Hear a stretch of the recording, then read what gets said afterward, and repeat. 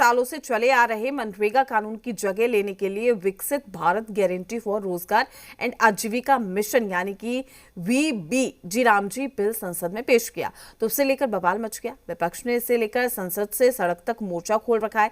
विपक्षी जो है बिल के कई प्रावधानों का विरोध कर रहे हैं। ऐसे में एनडीए ने बिल को लेकर लोगों को जागरूक करने का फैसला किया है। इसके लिए जगह जगह जागरूकता कार्यक्रम चलाया जा रहा है। इसके जरिए एनडीए विपक्ष के सियासी हमलों को डोज करने की कोशिश कर रहा है, लेकिन इसे लेकर वार पलटवार थम नहीं रहे।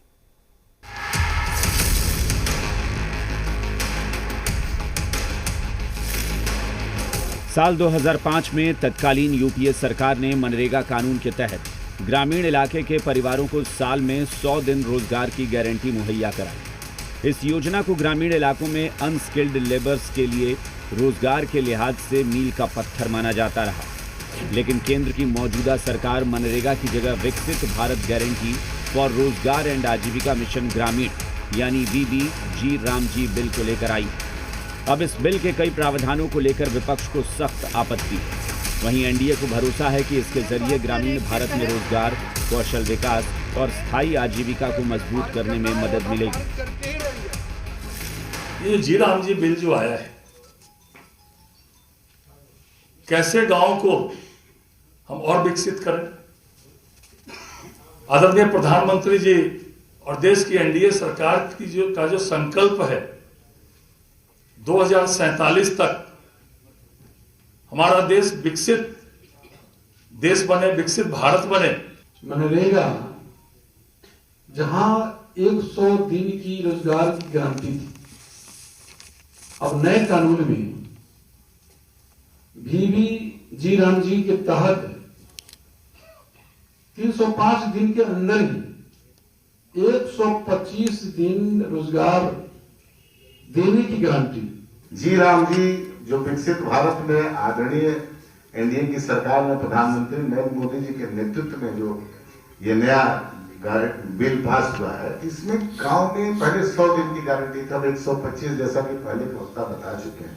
अगर 15 दिन में किसी को रोजगार नहीं मिलता है तो उसको बेरोजगारी भत्ता देने का प्रावधान है। और एनडीए का तर्क है कि वीबीजी रामजी बिल के जरिए राष्ट्रपिता महात्मा गांधी के राम राज्य के सपने को धरातल पर उतारने की कोशिश की जा रही, लेकिन विपक्ष इस तर्क से सहमत नहीं। विपक्ष को आपत्ति है। नए बिल में कुल खर्च का 60% केंद्र सरकार वहन करेगी, जबकि 40% खर्च राज्य सरकार उठाएगी, जबकि पहले राज्यों का खर्च करीब 10% ही था। इससे राज्य सरकारों पर वित्तीय दबाव पड़ेगा, जिसे वो लंबे समय तक नहीं झेल पाएंगे। वहीं योजना से महात्मा गांधी का नाम हटा दिया गया है, जिसे लेकर भी विपक्ष नाराज है। देखिए, भारतीय जनता पार्टी नाम बदल करके जो गरीब और गरीब वर्ग के लोगों के साथ अन्याय कर रही है, वो कुछ समय बाद देखने को मिलेगा। मनरेगा में जो काम की गारंटी थी, उस गारंटी को कहीं ना कहीं इन्होंने अब राज्य सरकारों पर थोपने का काम किया है। मनरेगा के नाम बदलकर न केवल महात्मा गांधी के नाम को मिटाने का प्रयास किया जा रहा है, इस बायलॉज में परिवर्तन करके बिहार सरकार यानी अन्य सरकार पर एक बड़ा बोझ दिया जा रहा है। पहले मनरेगा का सारा खर्च भारत सरकार उठाती है। कुल मिलाकर देखा जाए तो केंद्र सरकार मनरेगा के तहत ग्रामीणों को सिर्फ रोजगार तक सीमित न रखकर नए विधेयक से ऐसे मॉडल की स्थापना करने की कोशिश कर रही है जिससे गांव के स्तर पर विकास कार्यों की दिशा तय।